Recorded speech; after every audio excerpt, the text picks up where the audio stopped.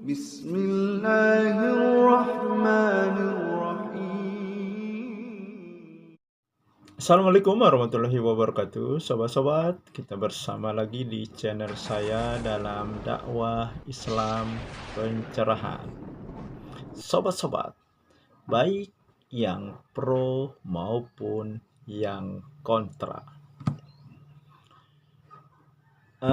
Setelah saya mengupload konten video saya ya yang berjudul Fakta Sebenarnya Ustadz Gembul yang memenangkan perdebatan dengan Ustadz Nuruddin, sobat-sobat. Dan tentu saja ini menimbulkan berbagai tanggapan, terutama ya bagi mereka yang kontra, sobat-sobat. Berbagai macam tanggapan mereka mengenai konten video saya tersebut. Misalkan saja pertandingan sepak bola, tim A mengalahkan tim B. Itu hasil akhir yang resmi. Tetapi ya, apakah proses kemenangan tim A itu memang benar-benar ya fair? Nah, disinilah timbul pendapat, timbul komen.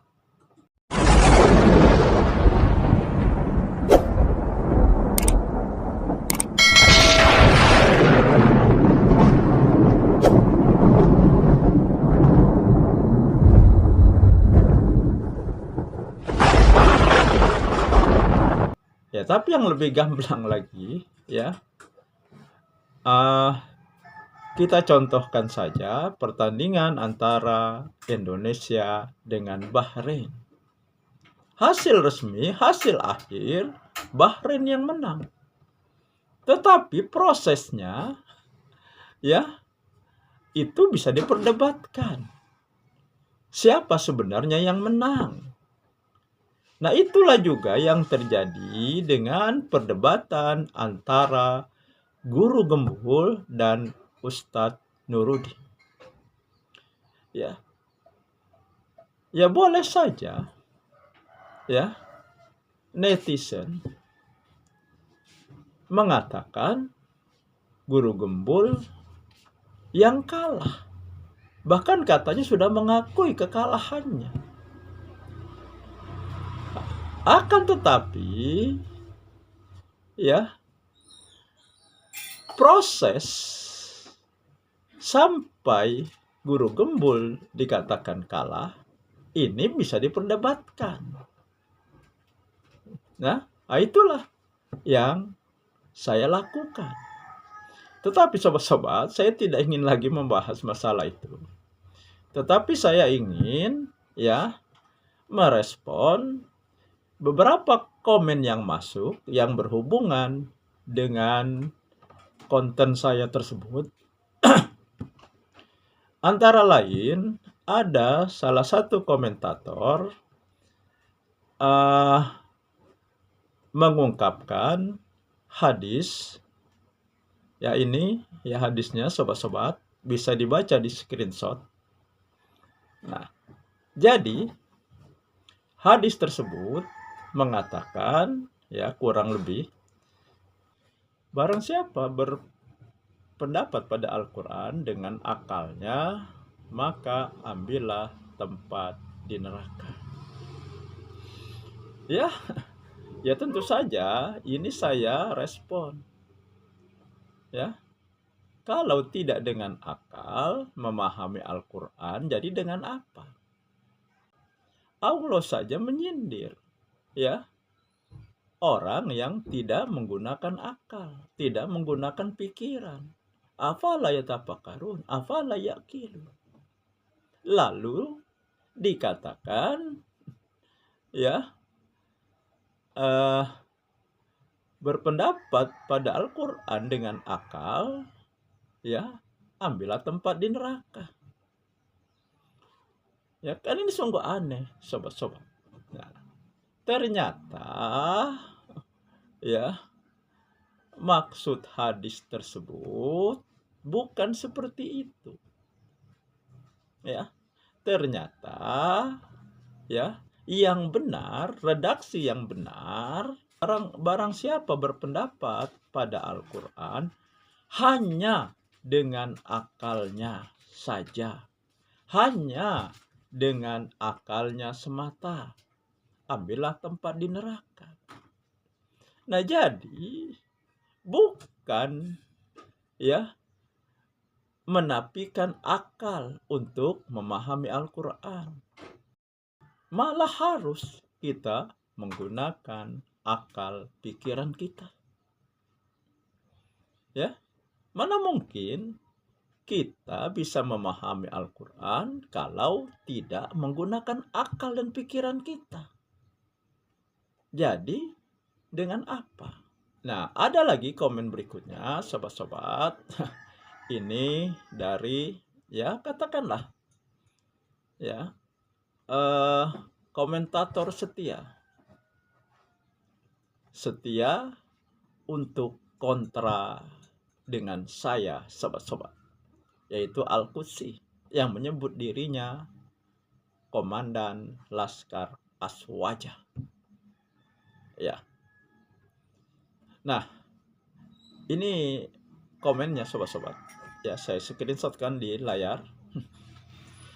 Nah, intinya, ya saya aneh juga ya sebenarnya komen dia ini. Ya. Ya. Konten saya mengenai perdebatan antara Guru Gembul dan Ustadz Nuruddin.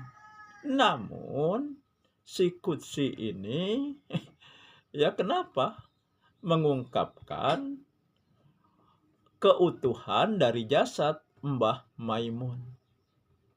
Kemudian diembel-embeli ahli ahli tahlilan, ahli istighosa dan segala macam. Dan dikatakannya selamat dari siksa kubur. Dari mana dia tahu kalau Mbah Maimun itu selamat dari siksa kubur? Ya, masalah jasadnya utuh. Ya, Fir'aun juga jasadnya utuh. Ya, ada lagi yang mengatakan ya bahwa jasadnya wangi.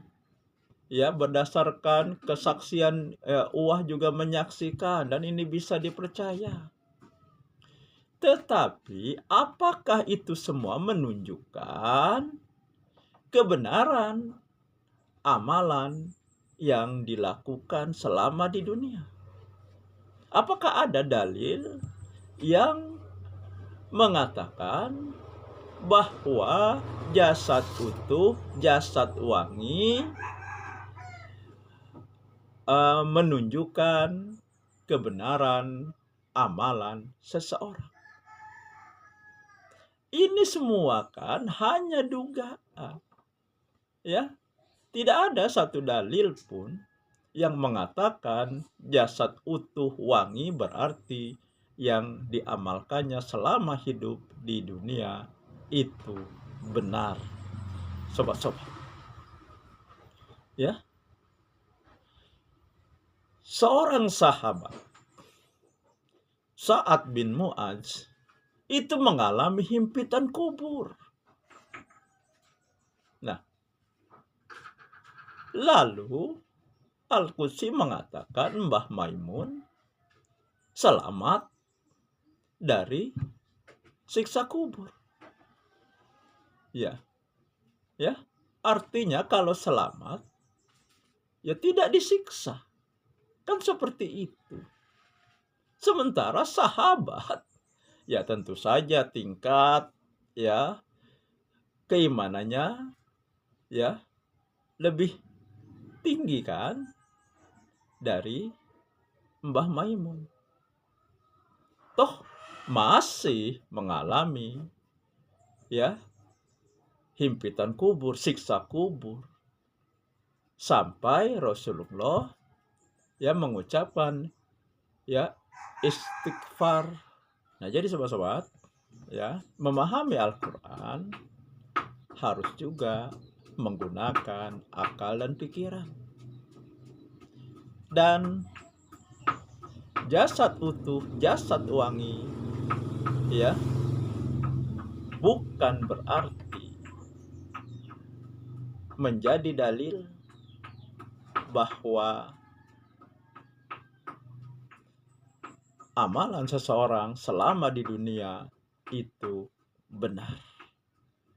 Karena tidak ada satu dalil pun yang mengatakan jasad utuh, jasad wangi berarti apa yang diamalkannya selama di dunia itu benar. Karena kebenaran itu dalam agama ini harus berdasarkan dalil, baik di Al-Quran maupun sunnah Nabi. Demikian saja sobat-sobat. Semoga ini menginspirasi dan mencerahkan. Nasrum minallahi wa fathun qarib. Wassalamualaikum warahmatullahi wabarakatuh.